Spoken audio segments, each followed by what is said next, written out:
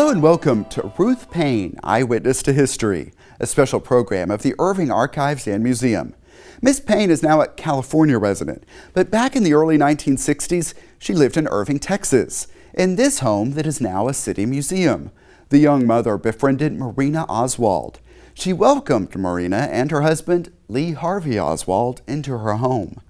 That's how she became connected with one of the most tragic and most talked about moments in presidential history, the assassination of President John F. Kennedy. Over the next hour, you will hear her thoughts on Harvey Oswald, and she will take audience questions. But she begins with some brief thoughts on her proudest moments in Irving as a teacher in Bear Creek. Will the student of the Bear Creek Integrated School please stand up? Rex, where are you? There he is. He was smaller then. He was probably 4, and that was quite a long time ago. But it was the place where I felt most at home in terms of doing something constructive in Irving and being very interested in both the children and in the Montessori teaching method, which was very exciting.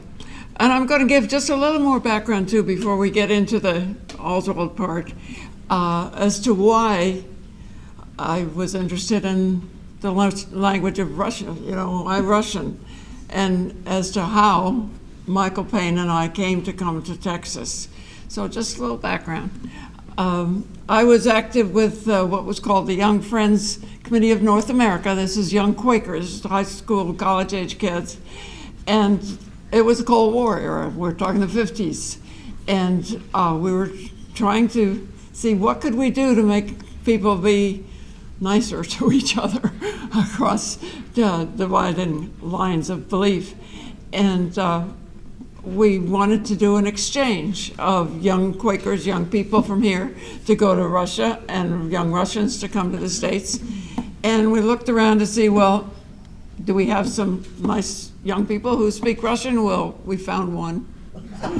And I thought, well, maybe we need more people. We're told to speak to our enemies, right? Talk to our enemies and be friendly. And so I started to study Russian really intensively one summer. Michael Payne and I, we both loved folk dancing. And I was teaching at that time at a Quaker school in Philadelphia. And we fell in love.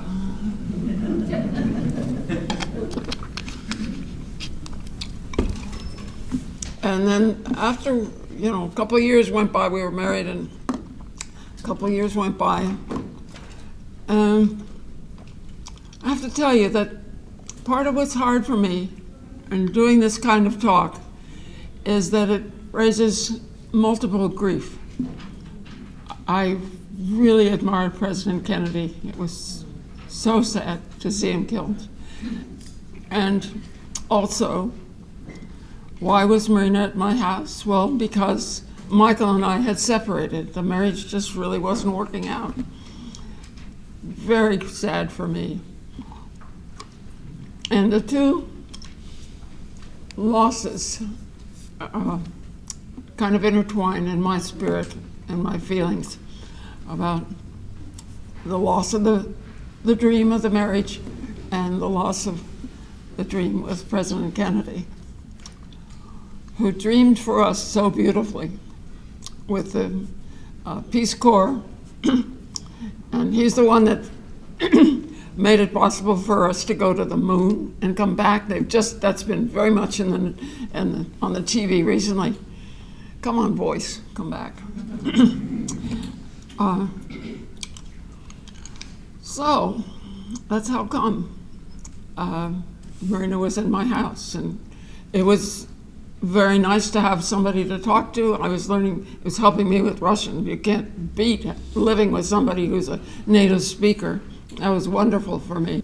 I first met Oswald and Marina in February of '63. There was a party in Dallas, and Michael and I were invited, but he had a cold and didn't go. And I met Lee, who entertained people in the kitchen about his going to Russia and coming back. But I spent most of my time with Marina in the bedroom. She had a little baby. And I got the address and asked whether I could write her, and wrote and actually arranged to come and visit her at their place in Dallas. And did do that. They didn't have you have to realize what it was like to be poor and what it was like in 63. They didn't have a phone. And so I wrote a card and said, could I visit in such a time? And she wrote back and thanked me for remembering her from the party.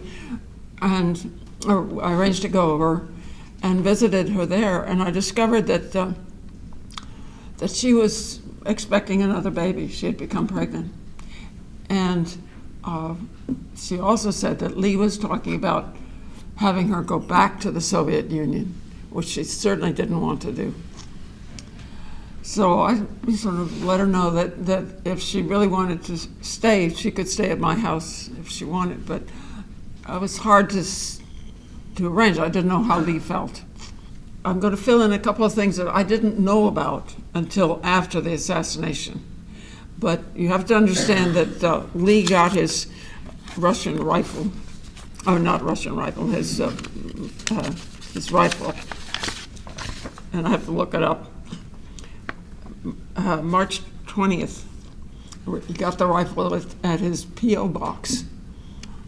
And then it was April 2nd that I went and visited, but it was April 10th, and all these guys know this, these students of the case, was that Oswald shot at Edwin Walker to try to kill him.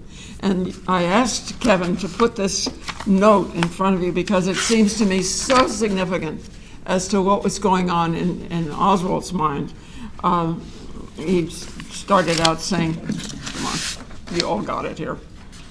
Here is the key to the post office box, which is located behind the main post office downtown. See, I didn't know about this note, but found out later, and I'll tell you when. But this is on April 10th when he went out to try to shoot General Walker. And then he ends up saying, I left you as much money as I could, $60 on the 2nd of the month, and you and Junie can live on $10 a week, which I think they did. And he says, if I'm alive and taken prisoner, the city jail is at the end of the bridge we always used to cross when we went to town, the very beginning of town, after the bridge. Well, that happened, and I had no clue, but Marina did. Of course, she found the note when he didn't come back as soon as she expected that evening. He'd gone out, she didn't know where. But when she got nervous and wondering where he was, she went and looked on his little desk and found this note. Fast forward to April 24th. That's not very much after the time that he tried to shoot Walker. I came over to visit, and Lee was all packed up to go somewhere. He had all his things and packaged, and he wanted to see if he could get a ride with me to the bus station, because he was going to go to New Orleans to see if he could get a job there and live there. And looking back, I privately suspect that maybe Marina wanted to get him out of town. They were still looking for whoever it was had fired a shot at Walker. They didn't know who had done it. And she was so terrified, I think. What's going to happen? What does it mean? So I said, yeah, I'll take him to the bus station. And he said he's going to buy a ticket for Marina. And I said, and then he would write her a letter, no phone, of course, write her a letter to say to come on down. He's got a place to stay. And I said, well, wait a minute.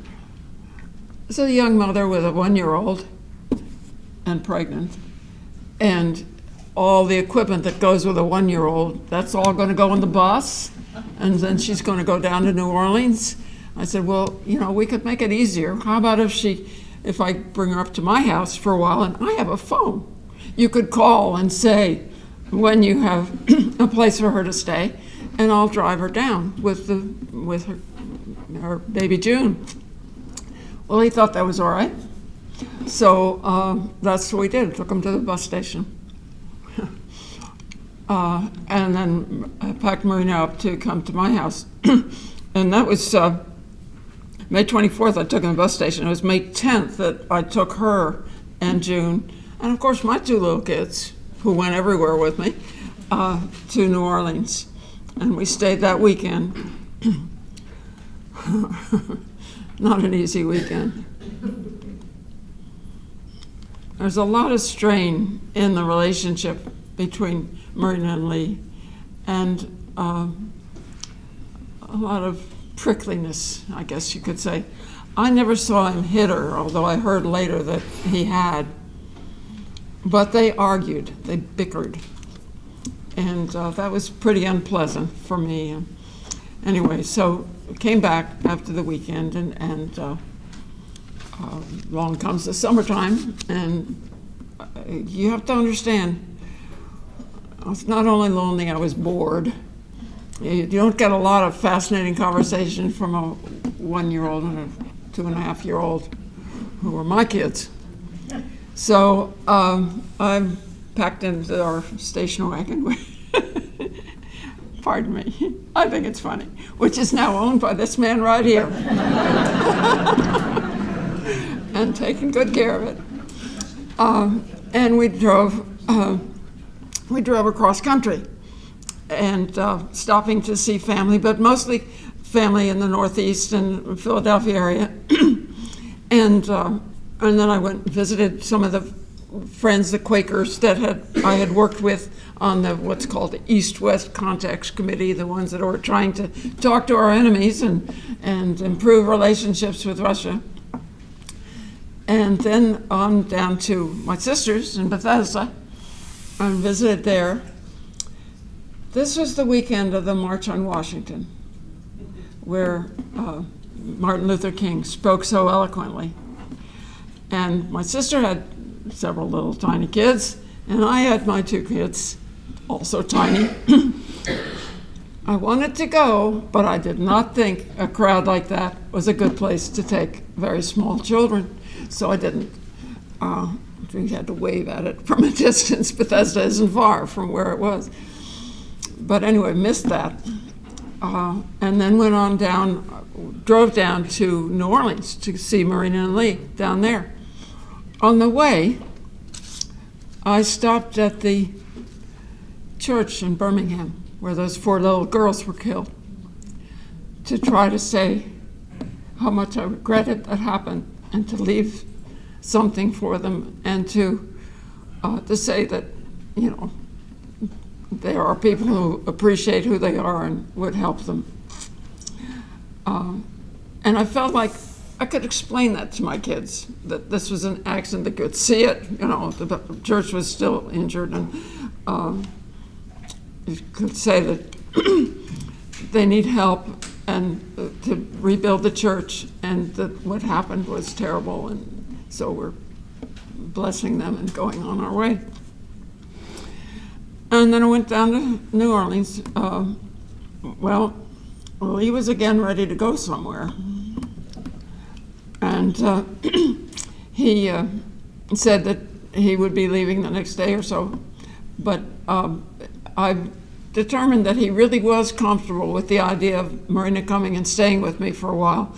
I was very concerned that he not feel he was being undercut as the father of the house and you know, with his family. And while he did require some financial assistance, it was his family.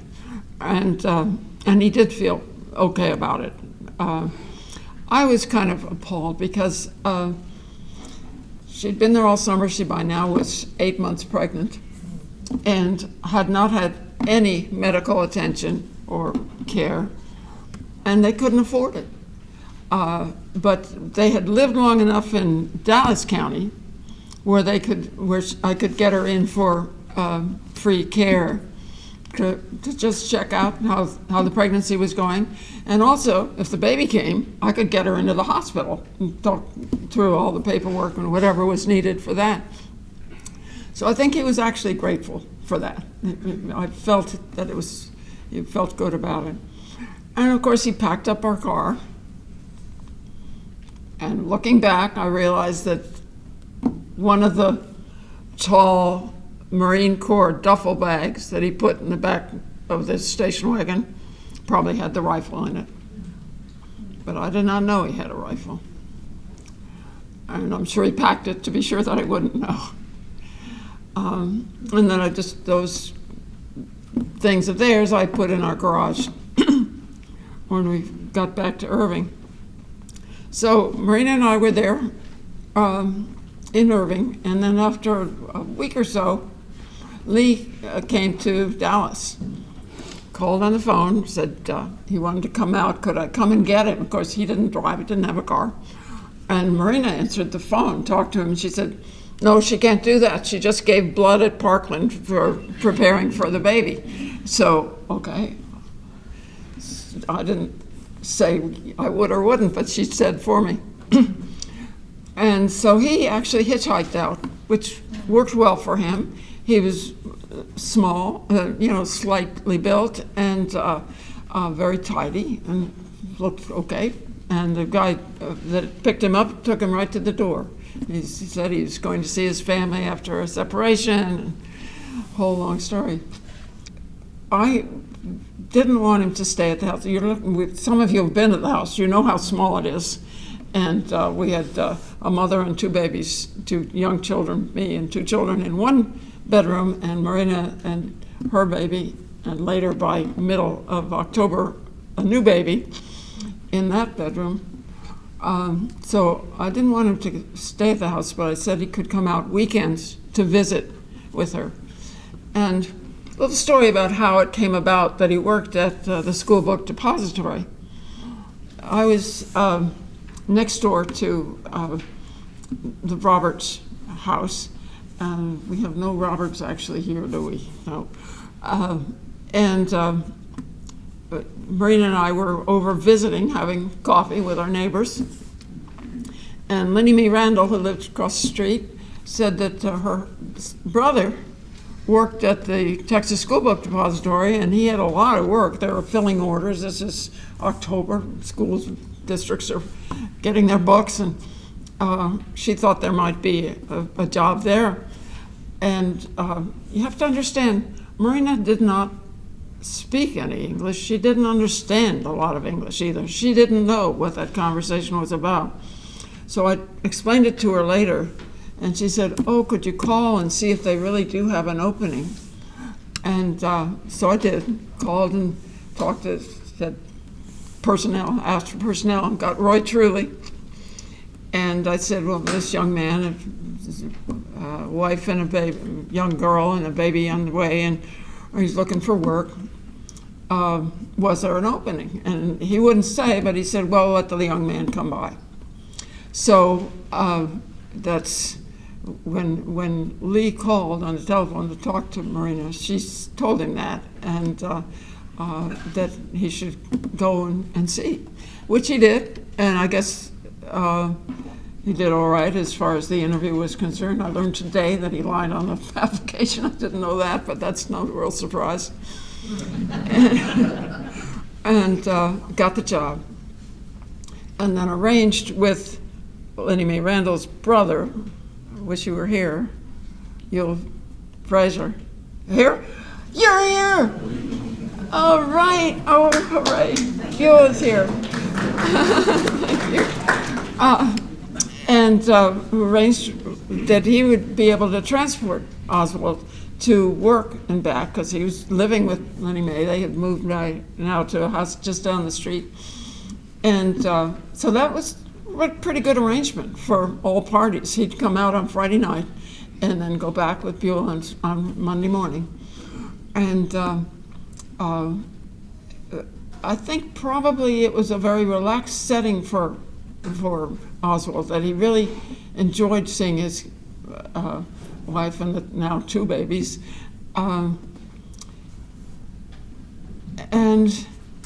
was grateful to be able to come out. Then along comes the, well, I didn't mention, oh boy, the baby, Rachel, came on the 20th of October. And Lee had given us a phone number of a place to call if the baby came and let him know. And but we didn't use it because the baby came on a Sunday and Lee was there at the house. And that was good because it was evening and my kids were in bed, and I needed to take Marina to the hospital, and he could babysit. He could stay with the kids while I took her to the hospital, which is what we did. And then it wasn't until quite a lot later I'll come back to this matter of the phone number that he had given us. So that weekend of Veterans Day weekend, it was Armistice, what used to be Armistice Day, was a 3-day weekend. And Marina asked him not to come out. She felt he had kind of overstayed his stay the previous weekend, which is when my daughter had a birthday party. But she was missing him, and she asked me to dial the number that we had to how to reach him. So I did, dialed the number, said, may I speak to Lee Oswald? And the lady said, there's no Lee Oswald here. And I said, was it this number? Yes, it's that number. And I hung up in confusion. I didn't know what was going on. And Lee had a habit of calling Marina after work every day. And that next Monday then, that was Sunday night. And Monday afternoon, when he got home, he called her, or wherever he was, he called her. And she asked about, we tried to reach you by phone, and it was the wrong number or something. And he was furious. And I'm listening just to the side that Marina is saying. He said he was using an assumed name. She shouldn't have tried to reach him. And then she let him have it. And what are you doing playing these games? And what's going on? And they just had a pretty hot argument on the phone. And that was Monday before of the week of the assassination.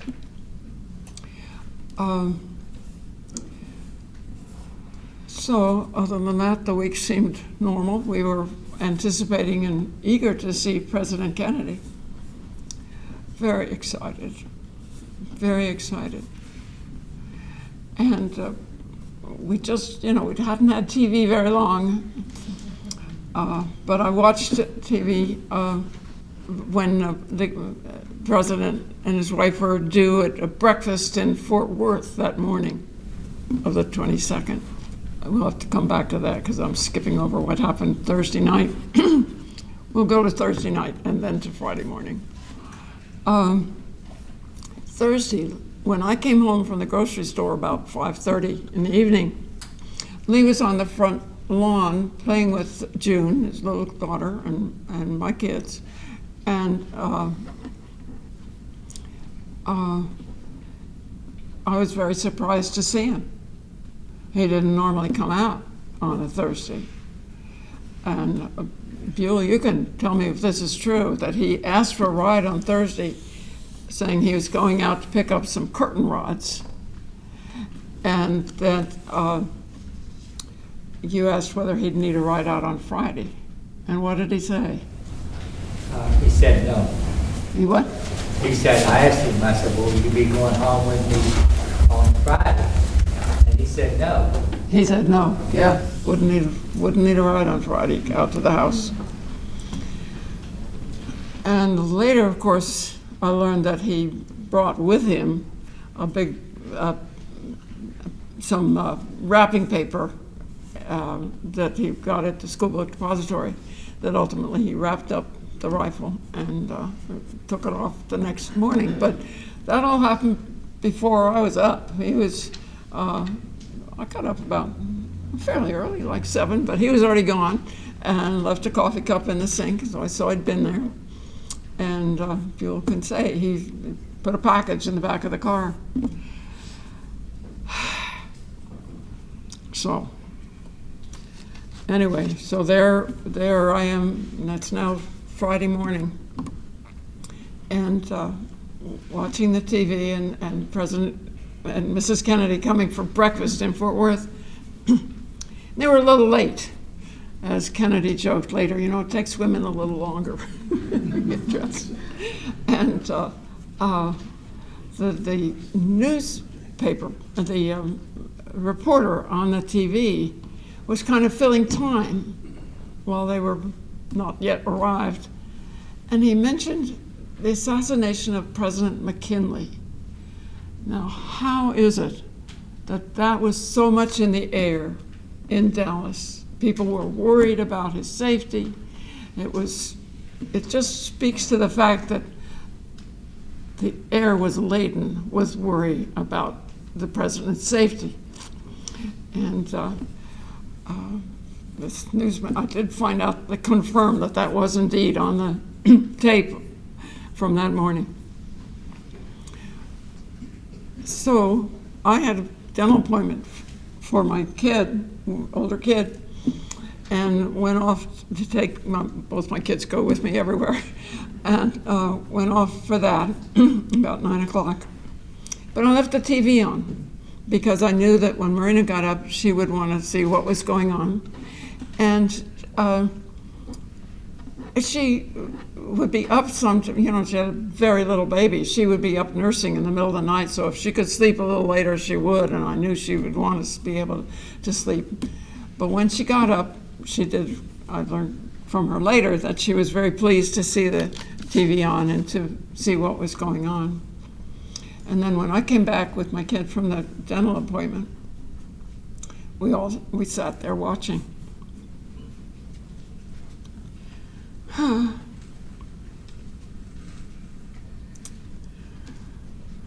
And then we heard that the president had been shot. And, you know, they didn't have TV cameras on the motorcade. TV was still quite new, and the camera's huge and heavy. But one of the newspaper person reporting on microphone said, he saw a pink cloud rise for the president's head. I thought, oh my God, it's fatal. Oh my God. And I went and got a votive candle and lit it. Marina asked, was this a kind of way of praying? I said, yeah, it was. And then a little more than an hour later, we heard that in fact he had died. And wasn't all that much later, I guess, maybe mid-afternoon, when 6 police officers arrived at the door saying they had the Oswald in custody for shooting an officer. And we by now had heard that an officer had been shot. And I thought, oh, this is not good. And one of the officers asked, did Lee have a rifle? And I said no. And translated to Marina, who said yes, he did, and led the officers into the garage. And here was this blanket roll on the floor. The officer picked it up, and you know how it was folded over his arm. And I thought, this is the moment when I felt it could have been late. And I was just devastated to think that. And at that point, I was ready to help these officers in whatever way I could, you know. Later, we learned that Marina, see, she was the only one that knew about this note that he had left when he went out to try to kill somebody in April.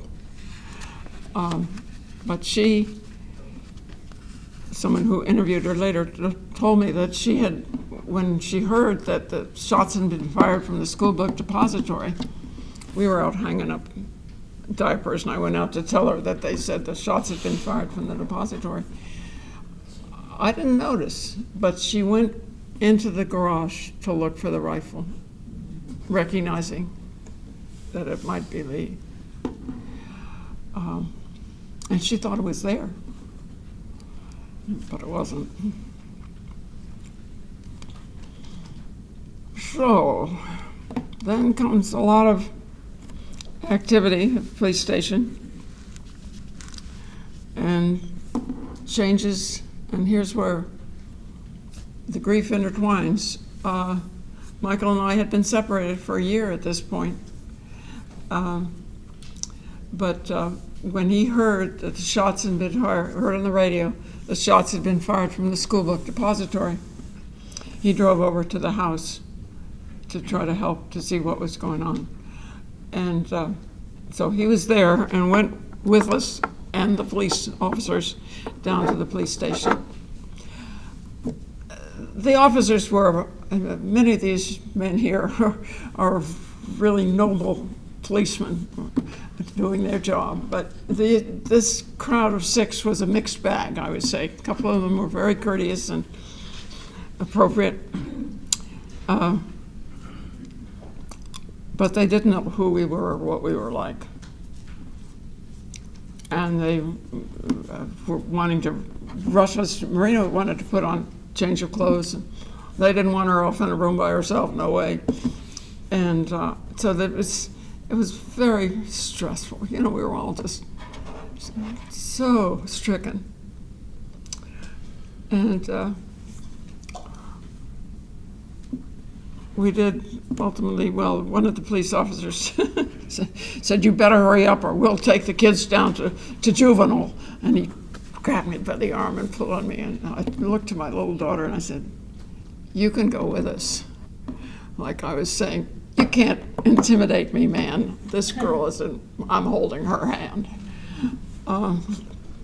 And then we did, my son was sleeping. We went over and got, oh God, you can't imagine how naive I was. But here were the policemen, and I said, "Well, we need to get a babysitter to come stay with the kids while we go downtown," because, you know, they were sleeping, bedtime. Afternoon. So I started to walk over toward the babysitters, and one of the officers came along. I said, "Oh, you don't have to go." Well, of course he had to go. You know? It just shows how innocent I was. So we got the babysitter to come over and stay with the kids, but my daughter went with us. She almost remembers, not quite. She had just had a 4th birthday. So, friends, we're going to get to the note now. The next day, well, that evening, at the police station, we met Marguerite Oswald. Very interesting lady. And she asked her if she could come out to my house. She lived in Fort Worth and had negotiated herself a ride to the police station in Dallas. And she asked if she could come out and stay at my house. And I said, "Well, if you can sleep on the sofa, you can come out." So that's what she did. But she also invited people from Life magazine, one a photographer and one a writer, to come out. And that's how come we have a picture that's on the front page of, somebody's going to lift it up. Well, there's a book. Yeah, this is Tom Allen's book, Mrs. Payne's Garage. And this was done by the Life photographer. And we wouldn't otherwise know anything about that. Wouldn't have those pictures. So we give Marguerite Oswald credit for that. Spent the night, and then the guys came back, the 2 from Life magazine, with a translator this time, Russian speaker, and went off with Marina to try to see Lee, and that's what the picture is. They're getting ready to go into Dallas, and this is the morning, Saturday morning, the 23rd of November. And I expected she'd be coming back that night, but she didn't. and I didn't know why. And then Lee called from jail, from the police station, and wanted to talk to Marina, and I said, she's not here. Well, she should be there. You know, he was insulted that she wasn't there when he needed her. But I was curious about, just as he was, where she was. Well, Tommy Thompson was the writer from Life magazine, and I remembered his name, and he had told me what hotel they were staying in. So I called the hotel. May I speak to Tommy Thompson? And they rang the phone. Marguerite answered the phone. And I said, I wanted to talk to Marina. And she said, no, you can't talk to Marina. Well, Lee wanted her to be available where he could talk to her and so on. Well, we can't be too concerned about what Lee thinks at this point. Hello, Mama Oswald. So, hung up. Lee called again later to ask me to reach a lawyer, but I was not able to. I had very mixed feelings. You know, he had a right to a lawyer, a right to a hearing, all of that. But I didn't appreciate his asking anything of me at that point. You know, I was not feeling very friendly. But I tried to reach the lawyer. He was out of town and didn't have an answering machine, so I didn't reach him. Well, there we are. I didn't know where Marina was, but she called me and asked if I could. She had left expecting she would come back also, but she said, I need clothes for the kids, I need some diapers, I need, stuff. And so I made up a package, and I began to get mail for her. Americans were very generous and very kind, and several people sent a little bit of money, a donation. Please help out this young mother who was in such a terrible spot. So I'd if it was cash, I'd write a check for that amount and send it on to Marina, and all the clothes and stuff that she asked for. And hooray for the Irving Police Department. They had stationed an officer in front of the house. And I just took the package of what I wanted to send to Marina out to the officer and said, do you think you could get this to Marina Oswald? Yes, he could. So we did that several times, sending stuff. And one of the times that I sent things, I included a book that I thought would make her feel more at home. It was a book in Russian about child care and a little advice we had been reading about pinworms in this book. And they took it to her. And a few days later, I had a mysterious visit from two people from Secret Service. One was their Russian speaker, Mr. Gupadze, and I don't remember the name of the English speaker. Mr. Gupadze, I felt he wanted to check out my Russian, so he spoke only to me in Russian, and so I answered. And he showed me a little piece of paper, two pieces of paper, but I only looked at the top. He didn't really want me to read it, but I did see that it said, this is the key to our post office box, and that's about as far as I got. And Gupadze was saying, Mrs. Payne, you sent this to Marina Oswald. And I was saying, no, haven't seen it. Yes, you did. You sent it to her. Do you recognize the handwriting? No, don't recognize the handwriting. But I did comment that whoever wrote it didn't know the Russian word for key. He had transliterated in the Cyrillic letters key. It said key. And so that identified that note for me, even though I only saw that first portion of it. And this is like the second bad moment after the one with the rifle. Because he was accusing me, and I was upset. So, of course, I turned to the English speaker, should have earlier, and said what was going on in the Russian language, that he was saying, Mrs. Payne, you sent this. And I was saying, no, I didn't. And finally, the English speaker said, well, it was in a book. Oh, I sent a book. But of course, I didn't know the note was in there.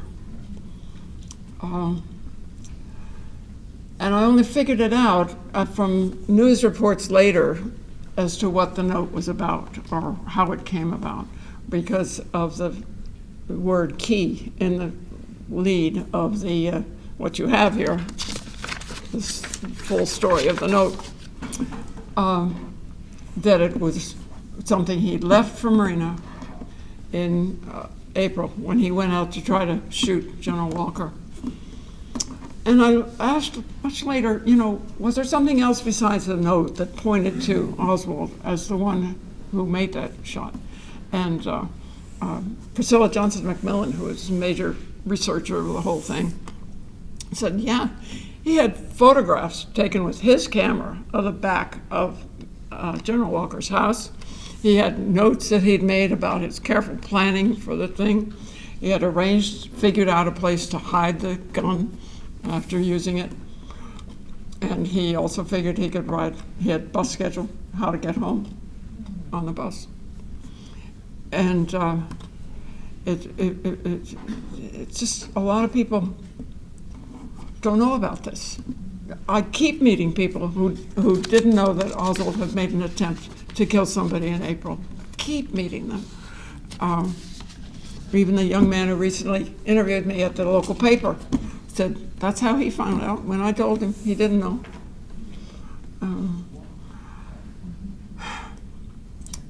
So it was pretty clear to me from my experience, my direct experience, that it was he, and that I think a very important aspect, that he had tried to kill somebody and planned it. I do think that it's possible he didn't do much planning about shooting Kennedy. Because as I read his personality, if he had decided Thursday morning when he left his rooming house to go to work at the school book depository, I think if he decided that early, he would have taken his pistol with him from the rooming house.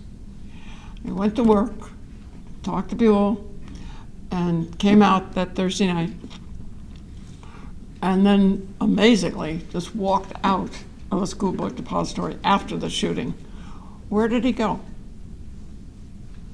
He went to his rooming house and got the pistol and used it terribly to kill Officer Tippit, and then was caught in the Texas school book depository, in the Texas Theater a few minutes later.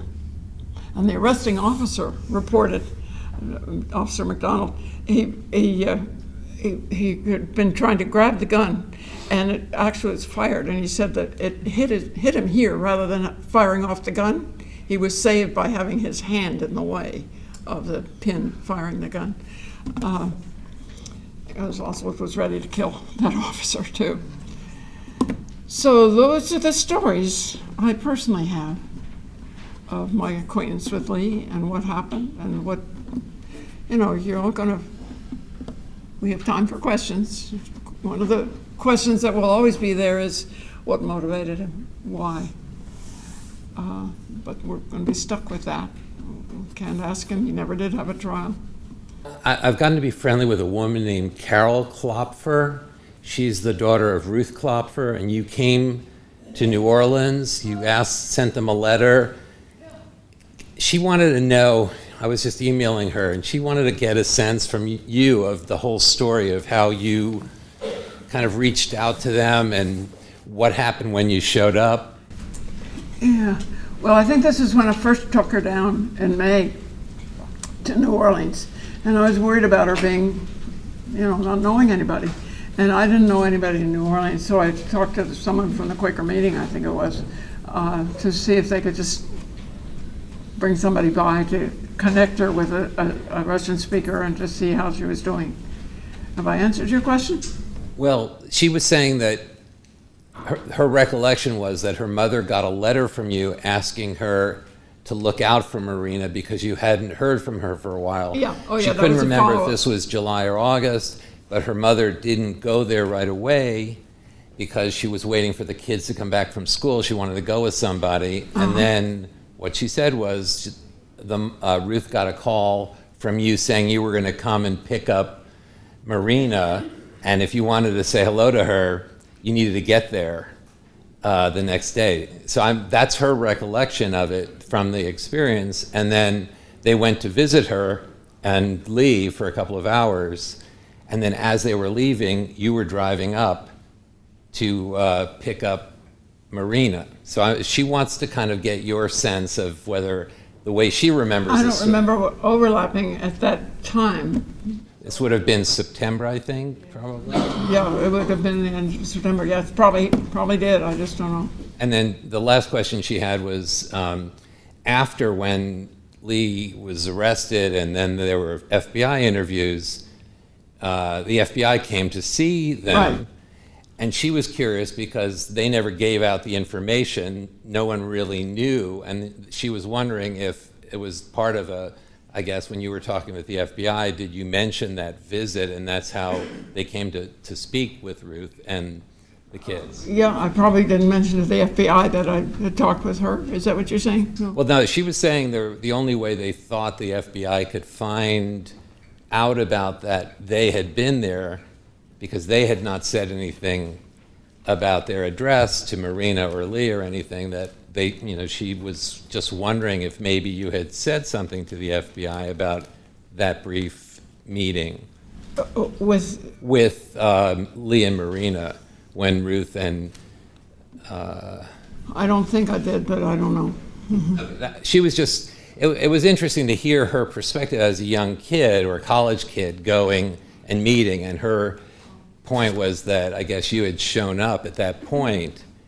when they were leaving and you had a chance to meet them. At least that's what she recalls. You don't recall that? No, but that's, I lose a lot. Hello, my name is Anthony Spurgeon. I work as a tour guide for a company called Dallas Tour One, and most days I give tours of the Dealey Plaza. In fact, I was there this morning. I wanted to ask you if you are still in contact with Marina. When was the last time you spoke to her? Oh, it's not since 64. I haven't been in touch, right? Yeah. If she were to reach out to you, do you know what the... I don't think it would. It didn't work for us. We did try to get together that next fall in 64, and it was just so sad. What had happened, but the saddest thing that had happened to either of us. So we didn't really feel comfortable. Of course, yeah. Well, that's all I wanted to know. Thank you so much for coming out also. It's a real honor. Well, thank you all for coming. Look at this crowd. How about it? We fit rather well. Hi, Hi, I'm Pat Hall. Pat Hall. And I am the granddaughter of Gladys Johnson, who was Mr. Lee's landlady. Oh, okay. And I was wondering if you could clear up when Lee went to New Orleans and you took Marina down later when he called and said that he had a place. Then it was my understanding that you brought her back that same weekend because they started bickering.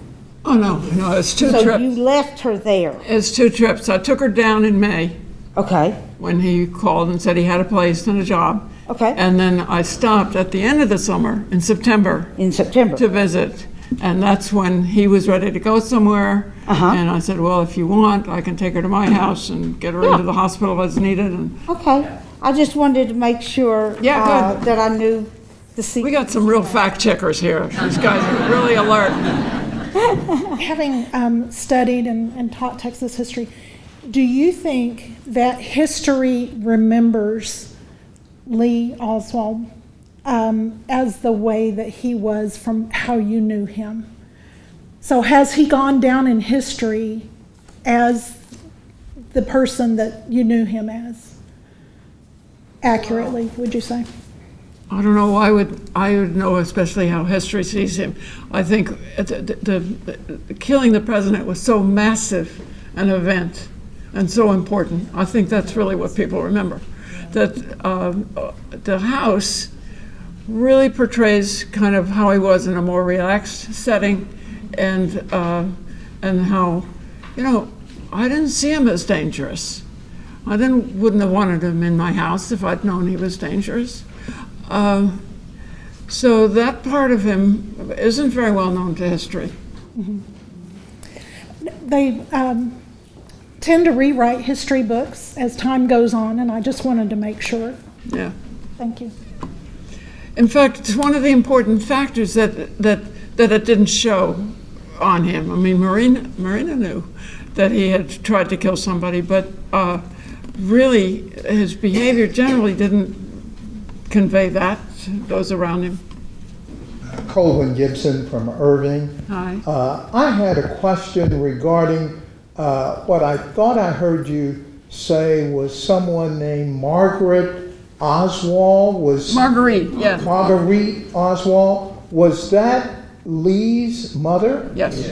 And she lived in the Metroplex? She lived in Fort Worth.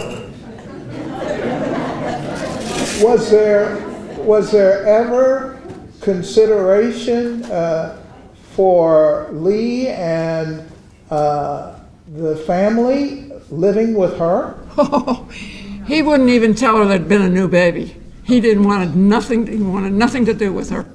Hi, Ruth. It's a pleasure to meet you. My name is Scott Wheeler. I live in Dallas. I've lived in Dallas 15 years. I've been in the Metroplex since I was 10. What is the Metroplex? I don't know anything about it. In Dallas, in Fort DFW, in the area. I lived in Arlington for 30 years. It's the area. Anyway, going on her comment about has history portrayed Lee as you knew him, made me think, a lot of people I think probably don't realize, from what I've gathered over the years, he had the capacity to be a very polite, businesslike person. From what I've also heard, he was a neat freak. He was a compulsively clean and neat. Well, he's clean. I think he liked to have his potatoes cooked just so. Yeah, he was very, and I've just gotten the feeling he's not at all what may have been conveyed by the photos of him after his arrest, for example, where he's dirty and disheveled and you know, looks vicious. I mean, obviously we're pretty sure he did a vicious thing, but that's not.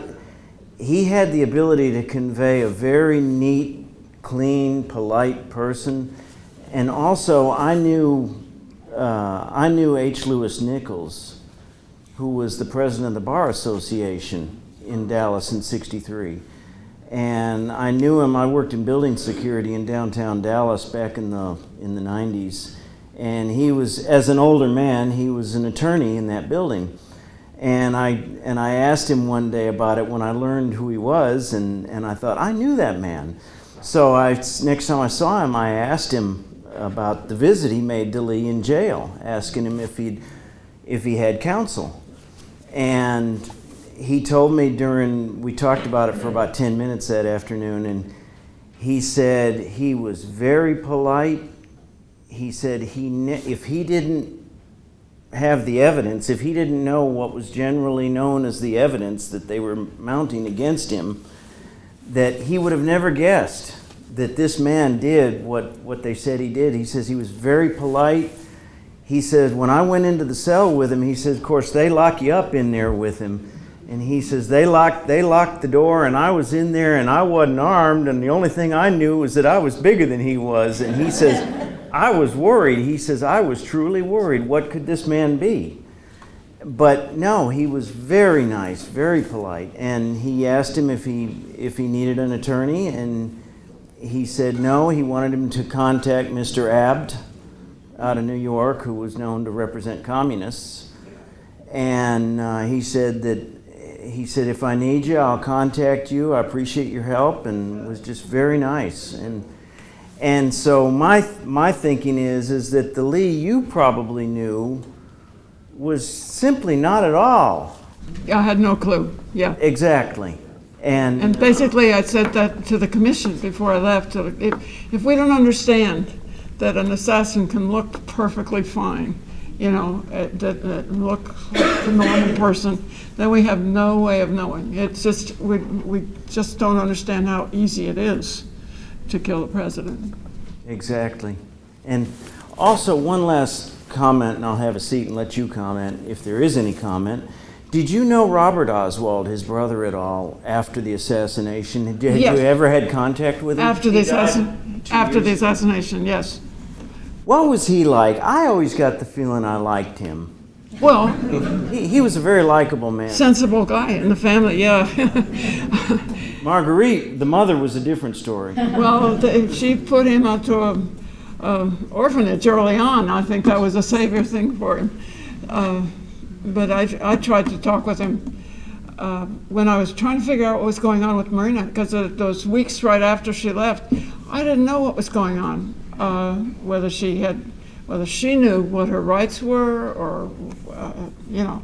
And so I went to try to talk to Robert, and his wife talked to me through the screen door, but didn't want me to come in, so I left.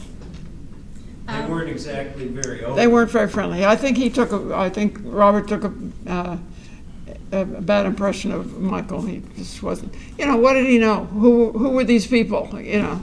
Yeah, hi, I was just curious, could you speak about Michael and his employment with Bell Helicopter and just your thoughts on that? It seems like a odd place to work for a Unitarian, and I realize his stepfather invented the Bell Helicopter, so that he had that background, so I just hoping you could speak. Well, that's exactly it. Michael was an engineer and very interested in aerodynamics, and he worked for his father-in-law in the barn where we were living. And this was the same barn where the Bell helicopter had first been designed by Arthur Young, the father-in-law. And if Arthur recommended Michael, Bell would hire him, and did. And I think it was a really appropriate job for Michael. He loved the research and development aspect. You had to make parts for the designs that they were doing. So he was a machinist. I found that out when we went for a wedding, what do you call it, a license to marry? They ask you what your your occupation is. He said he was a machinist. Oh, okay. Thank you. There are several ways to learn more about all of this. Ruth Paine's home is now restored and features interactive exhibits. It is available to visit by appointment.